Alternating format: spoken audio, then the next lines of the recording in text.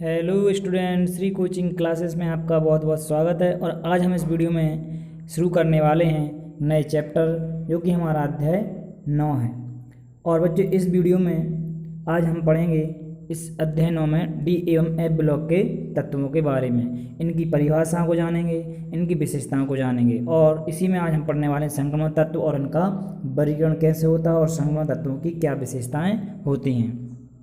तो चलिए शुरू करते हैं। बच्चों, ये जो चैप्टर है बहुत इम्पोर्टेंट है एग्ज़ाम के व्यू से। इसमें कारण वाले प्रश्न, रीजनिंग प्रश्न ज़्यादा पूछे जाते हैं, और इसके अलावा इसमें एक दो प्रश्न ऐसे भी हैं जो बड़े प्रश्न हैं, जो उनको एक ही प्रश्न को पूछ लेते हैं। देखिए, हमारा पहला प्रश्न है कि डी एवं एफ ब्लॉक के तत्व किसे कहते हैं। डी एवं एफ ब्लॉक के तत्वों का सामान्य इलेक्ट्रॉनिक विन्यास लिखिए। जैसा कि हमारे अध्याय का नाम है कि डी ब्लॉक और एफ ब्लॉक, तो बच्चों हमें पता है कि हमारी आवर्त सारणी 4 ब्लॉक से मिलकर बनी है, एस, पी, डी और एफ।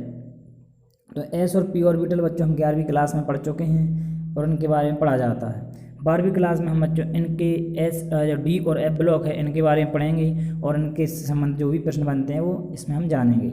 तो हमें इलेक्ट्रॉनिक विन्यास भी जो हम 11वीं में सीख चुके हैं, तो आज हम इसके डी ब्लॉक की परिभाषा भी आप को बता दें। 11वीं क्लास में ही पढ़ा था आपने कि डी ब्लॉक की परिभाषा क्या होती है। चाहे बच्चों वो एस ब्लॉक हो, पी ब्लॉक हो, डी ब्लॉक हो या एफ ब्लॉक हो, परिभाषा सबकी बस थोड़ी सी चेंज होगी कि अंतिम इलेक्ट्रॉन जिसमें भी जा रहा है वो उस ब्लॉक का तत्व कहलाता है। अगर एस ब्लॉक में इलेक्ट्रॉन जा रहा है तो एस ब्लॉक का तत्व, पी में जा रहा है तो पी ब्लॉक का, और डी में जा रहा है तो डी ब्लॉक का, और एफ में जा रहा है तो एफ ब्लॉक का तत्व। देखिए, वे तत्व जिनके परमाणुओं का अंतिम इलेक्ट्रॉन n-1d, इसका मतलब ये हुआ कि n-n होती है कक्षा, और उससे एक कक्षा जो भी कोष होगा उसमें से एक कोष कम करके अंदर वाले कोष में इलेक्ट्रॉन प्रवेश करते हैं, लेकिन करेंगे कौन से में, डी में। कक्षक में प्रवेश करता है डी ब्लॉक के तत्व कहलाते हैं। डायरेक्ट परिभाषा ये भी लिख सकते हैं, वे तत्व जिनके परमाणुओं का अंतिम इलेक्ट्रॉन डी कक्षक में प्रवेश करता है। कक्षक को इंग्लिश में ऑर्बिटल बोलते हैं, तो ऑर्बिटल शब्द भी आ सकता है कहीं कहीं पर, आपको ध्यान रखना है। क्या कहलाते हैं, डी ब्लॉक के तत्व कहलाते हैं। अब प्रश्न कभी कभी ये बन जाता है कि डी ब्लॉक के तत्वों को क्या कहते हैं, तो डी ब्लॉक के तत्वों को संगम तत्व भी कहते हैं, लेकिन क्यों कहते हैं तो वो अभी आगे जाकर हम अलग से प्रश्न बनाएंगे इसका कि संगम तत्व किसे कहते हैं। तो डी ब्लॉक के तत्वों को संगम तत्व कहते हैं, लेकिन कब कहते हैं डी ब्लॉक के तत्वों को, तो वो इसी में हम जानेंगे। देखिए, डी ब्लॉक के कुछ तत्व हैं यहाँ पर, scandium, titanium, vanadium, chromium, manganese आदि, ये डी ब्लॉक के तत्वों के उदाहरण हैं। यहाँ पे प्रथम संक्रमण श्रेणी के तत्व दिए गए हैं कुछ, तो ऐसे बहुत सारे होंगे। ठीक, 3 लाइन है, 4 लाइन कम से कम डी ब्लॉक तत्वों की हैं। आप देखेंगे तो 10-10 की लाइन में आप जो है डी ब्लॉक के तत्वों को समझ सकते हैं। इन्हें एस और पी ब्लॉक के तत्वों के बीच में रखा गया है, मतलब ये एस और पी ब्लॉक के तत्वों के मध्य में संक्रमण करते हैं। तो डी ब्लॉक के तत्वों का सामान्य इलेक्ट्रॉनिक विन्यास क्या होता है बच्चों, यहाँ पे आपको दिख रहा होगा, लेकिन इसको आपको कैसे लिखना है वो देख लीजिए। यहाँ पर आपको ये घात के रूप में कौन सी चीज़ को लिखना है और कैसे लिखना है। तो डी ब्लॉक के तत्वों का जो सामान्य इलेक्ट्रॉनिक विन्यास है वो होता है n-1 d, इस प्रकार से लिखना है, और d के ऊपर घात के रूप में यहाँ पर 1 से 10, इस प्रकार से 1 से 10, ये बच्चों इलेक्ट्रॉन को दर्शाते हैं। इसका मतलब ये हुआ कि डी ऑर्बिटल में 1 से लेकर 10 इलेक्ट्रॉन जब होते हैं तो इसको हम क्या बोलते हैं, डी ब्लॉक के तत्व। और इसके अलावा यहाँ पर n-s जो है, यहाँ पर s ऑर्बिटल है, तो s ऑर्बिटल में यहाँ पर 1 से लेकर आपके 2 इलेक्ट्रॉन तक हो सकते हैं। तो इस प्रकार से आपको ये विन्यास लिखना है। ठीक, n-1 का मतलब जैसे मान लीजिए आपके कोषों की संख्या 3 है, तो 3 में से हम क्या करेंगे, 1 घटा के इस प्रकार से डी कक्षक करेंगे। वैसे आपको बता दें कि यहाँ पे जो कोष आएगा, जैसे 4, इससे कम नहीं आएगा कोष। अगर 4 आया तो 4 में से आप 1 घटाएंगे तो क्या आ जाएगा, 3, और 3 आपको पता है कि बच्चों 3 जब कोष होते हैं, 3 में आपका एस कक्षक, पी कक्षक और डी कक्षक आ जाते हैं। अगर 4 कोष होते हैं तो एस, पी, डी और एफ आ जाता है। तो इस प्रकार से चौथे कोष में चारों चीज़ें आ जाती हैं। तो यहाँ पर अगर n का मान 4 हुआ तो 1 घटा के हम यहाँ 3 कर देंगे, तो 3d कक्षक में इसका मतलब इलेक्ट्रॉन प्रवेश करेगा। अगर 5 होता है n का मान तो 5-1, और यहाँ पे घटाते तो क्या जाएगा, 4, इसका मतलब इलेक्ट्रॉन 4d कक्षक में प्रवेश करेगा। तो ये इसका मतलब होता है कि यहाँ पर डी कक्षक में कैसे प्रवेश करेगा। तो n-1d, और ns में बच्चों 2 इलेक्ट्रॉन यहाँ पर कम से कम 1 से 2 इलेक्ट्रॉन हो सकते हैं। तो इस प्रकार से आपको बच्चों ये जो है विन्यास यहाँ पर लिखना है। इस प्रकार से आपको ये विन्यास यहाँ पर ध्यान रखना है। यहाँ पर आ जाएगा 1 से 2। ठीक, तो ये विन्यास आप लिख लेना है और अच्छे से याद कर लेना, क्योंकि ये विन्यास अकेला भी पूछ चुके हैं और उनके साथ में उपयोग। ठीक, अब हम आते हैं एफ ब्लॉक पर। तो एफ ब्लॉक की परिभाषा क्या है देखते हैं। अब एफ ब्लॉक में बच्चों यहाँ पर बताया गया है कि एफ ब्लॉक के तत्व, तो सीधी सी बात है, जो इलेक्ट्रॉन एफ ब्लॉक में जाएंगे वो क्या कहलाएंगे, एफ ब्लॉक के तत्व कहलाएंगे। जैसे कि वे तत्व जिनके परमाणु का अंतिम इलेक्ट्रॉन एफ कक्षक में प्रवेश करता है। अब यहाँ पर बच्चों अगर हम विन्यास लिखते तो यहाँ पर इसका विन्यास हो जाता है n-2 f 1 से 14 ns और n-1 d 1 से 10 या 1 से कम भी हो सकता है, लेकिन इसमें ns1 भी आता है, n-1 और ns भी आता और इसके साथ में आपका n-2 भी आता।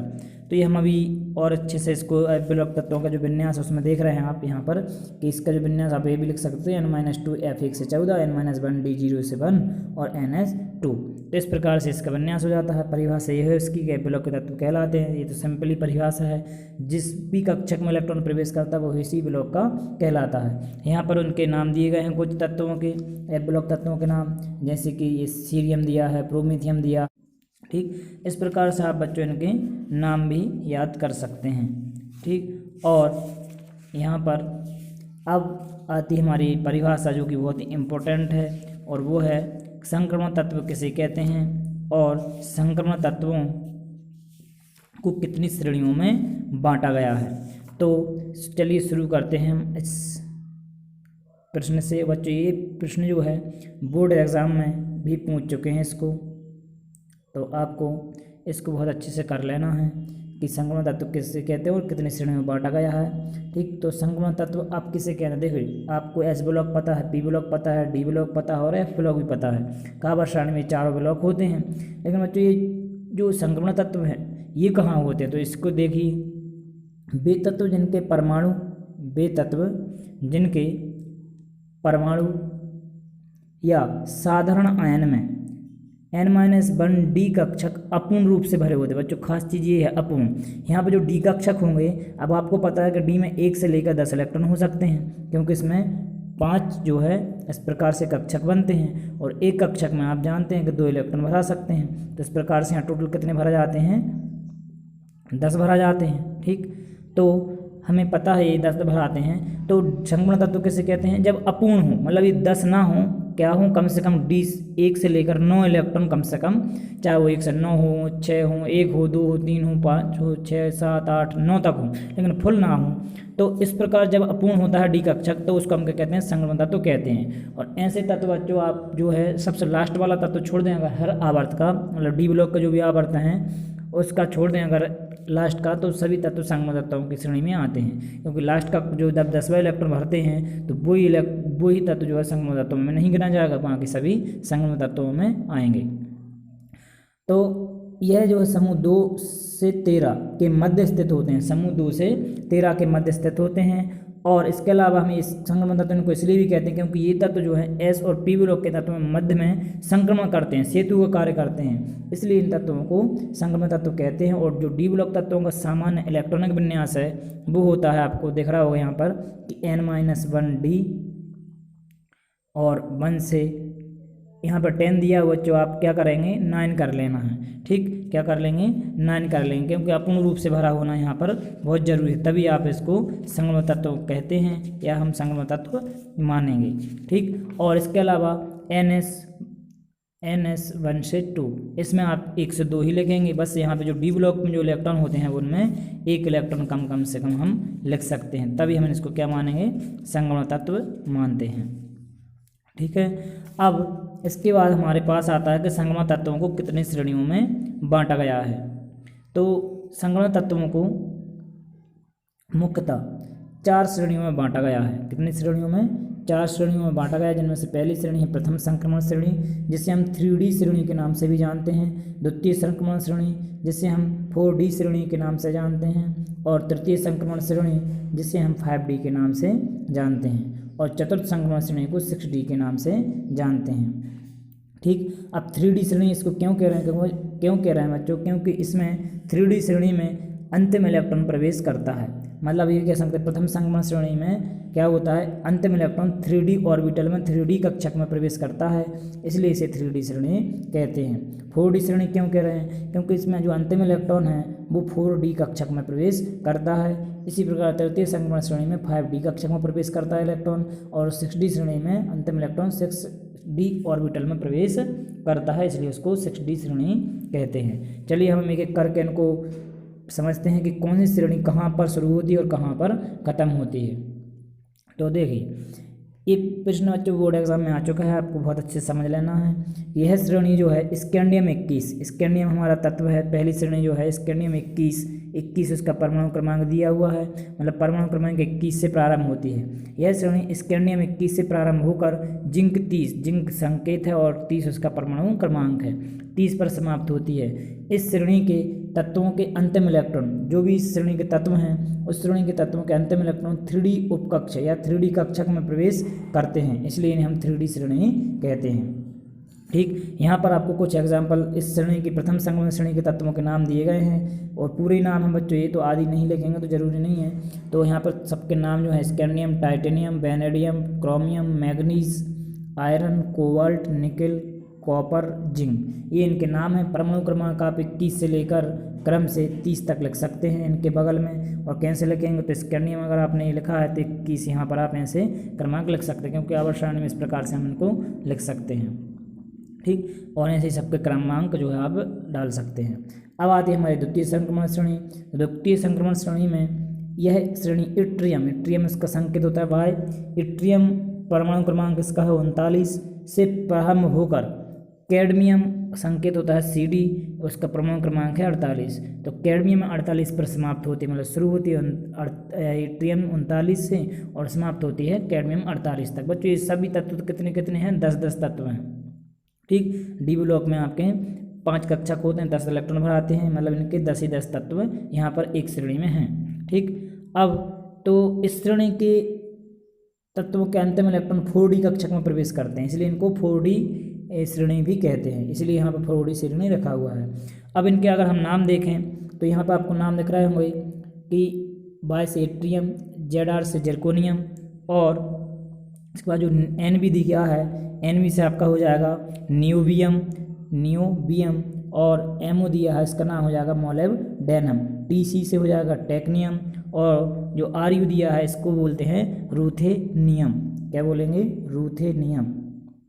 ये उनके नाम है, चाहे तो आप नाम सेट करके एक श्रेणी बना सकते हैं, ठीक, कॉलम बना के, तो इसका नाम है रूथेनियम।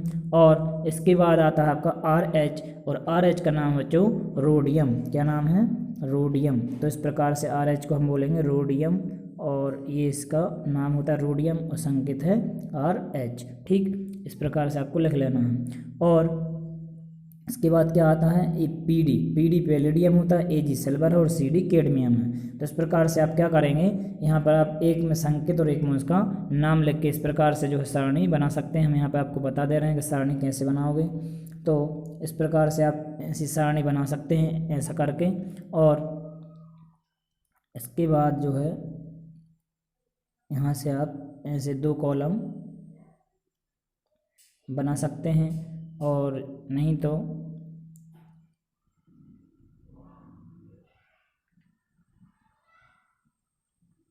ये इस प्रकार से आप क्या करेंगे, कॉलम बना लेंगे, और यहाँ पर आप हर तत्वों का जो है ऐसा एक एक कॉलम में से बना के और इस प्रकार से श्रेणी बना लेंगे। यहाँ पर आप एक जगह बना लेंगे संकेत और एक जगह बना लेंगे उनका नाम।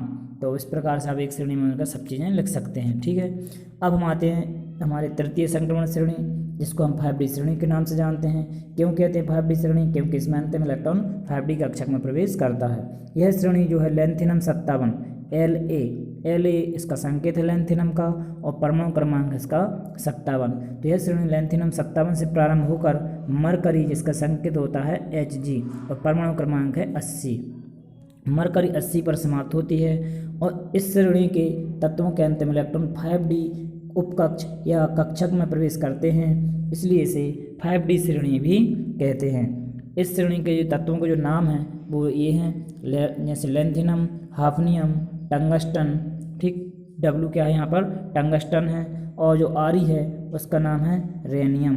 क्या है इसका नाम, रेनियम। और इसके बाद आपको जो ओ एस दिख रहा है इसको बोलते हैं ओस्मियम, और जो आई आर दिख रहा है इसको बोलते हैं इरिडियम, इरिडियम। और इसके बाद जो है आपका P T platinum, A you gold है आपका, और एच जी मरकरी है। तो इस प्रकार से आप बच्चों के नाम भी लिख सकते हैं, और आप चाहें तो बुक का सहारा भी ले सकते हैं, बुक में भी आपको ये नाम मिल जाएंगे।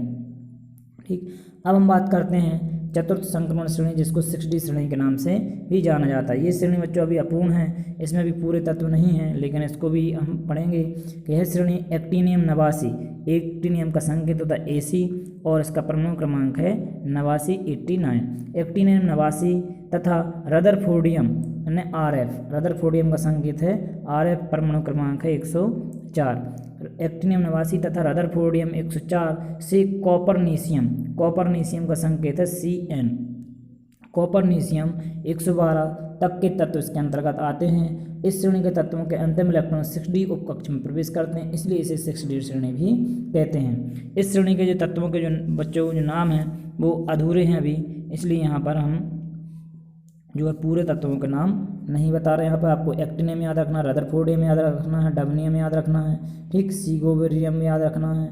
कुछ तत्व हैं जो आपको यहाँ से याद रख सकते हैं, इनको वैसे आते नहीं हैं। आप प्रथम और द्वितीय श्रेणी को तत्वों के नाम अच्छे से याद कर लें, क्योंकि इनके पूछे जा सकते हैं, इनका कई बार आ चुका है। ठीक, अब इसके बाद हम आते हैं हमारे नेक्स्ट प्रश्न के संक्रमण तत्वों की क्या विशेषताएं होती हैं। बच्चों यहाँ पे आपको बता दें कि जितनी भी यहाँ पे विशेषताएं हैं इनकी, ये सब के सब जो है कारण वाले प्रश्नों में आते हैं कि संक्रमण तत्व के गलनांक और क्वथनांक उच्च होते हैं क्यों, संक्रमण धातुओं उसमें विद्युत की सुचालक होती हैं क्यों, संक्रमण तत्व परिवर्ती अक्षम अवस्था दर्शाते हैं क्यों, संक्रमण तत्व रंगीन आयन बनाते हैं क्यों, अनुचुंबकीय गुण दर्शाते हैं क्यों, संक्रमण तत्व संकुल यौगिक बनाते हैं क्यों, संक्रमण तत्व मिश्र धातुएं का निर्माण करते हैं क्यों। तो इस प्रकार के बच्चों ये इंपॉर्टेंट प्रश्न है, ये प्रश्न हम इनको सभी को करने वाले हैं, तो यही इनकी विशेषता बन जाएंगी, आपको अच्छे से याद रखना है। देखिए, संक्रमण तत्व निम्नलिखित गुण प्रदर्शित करते हैं। तो सभी संक्रमण तत्व धात्विक प्रकृति के होते हैं, जितने भी डी ब्लॉक के तत्व संक्रमण तत्व वो कैसे होते हैं, धात्विक प्रकृति के होते हैं, मतलब धातुओं के गुण उसमें होते हैं। और धातु कैसी होती है, मजबूत और कठोर होती हैं। ठीक, संक्रमण धातु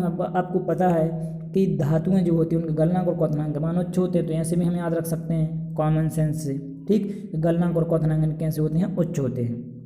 संक्रमण तत्वों जो है ऊष्मा और विद्युत के सुचालक होते हैं। ठीक, ऊष्मा और विद्युत के सुचालक होते हैं। और संक्रमण तत्व जो है परिवर्ती अक्षम अवस्था भी दर्शाते हैं। अब परिवर्ती अक्षम अवस्था क्या होती है, तो अक्षम अवस्था बच्चों आपने 11वीं में सीखी है कि अक्षम अवस्थाएं क्या होती हैं। जो भी उसके ऊपर आवेश होता है तत्व के ऊपर, वो उसकी क्या कहलाती है, अक्षम अवस्था सामान्य तौर पर हम कहते हैं उसको।